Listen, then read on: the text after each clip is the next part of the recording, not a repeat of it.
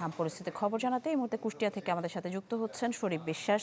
শরীফ, জানাবেন কুষ্টিয়ার হাসপাতালগুলোতে হাম আক্রান্ত রোগীর সংখ্যা কত এবং রোগীদের কি অবস্থা?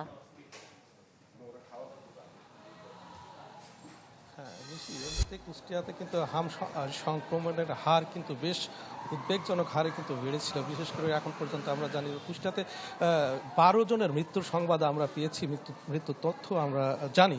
এবং বিশেষ করে গত 24 ঘন্টায় কুষ্টিয়াতে 20 জন হাম আক্রান্ত শিশু ভর্তি হয়েছে এবং এর মধ্যে আমরা জানি যে কুষ্টিয়া মেডিকেল কলেজে 17 জন এবং কুষ্টিয়া সদর হাসপাতাল, আমি এখন রয়েছে কুষ্টিয়ার 250 সজ্জার হাসপাতাল, যেটিকে সদর হাসপাতাল বলে, সেখানে 3 জন রোগী কিন্তু ভর্তি হয়েছে এবং এখন পর্যন্ত 1523 জন রোগী কিন্তু হামে আক্রান্ত হয়েছে। আমি কুষ্টিয়ার হাসপাতালের আরএমও ইকবাল হাসান রয়েছেন, আমরা তার কাছ থেকে একটু কুষ্টিয়ার হাম পরিস্থিতি সর্বশেষ তথ্য জানার চেষ্টা করব।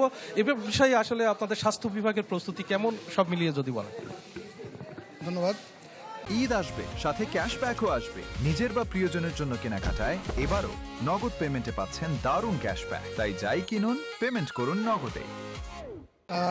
বর্তমানে হামের প্রাদুর্ভাব অনেকখানি কমে এসেছে আল্লাহর রহমতে। তো আজকে আমরা সন্দেহজনক 3টা শিশু বাচ্চা ভর্তি করেছি এবং বিগত 24 ঘন্টাতে আমাদের আইসোলেশন ওয়ার্ড থেকে আমরা 5 জনকে ছুটি দিয়েছি অলরেডি।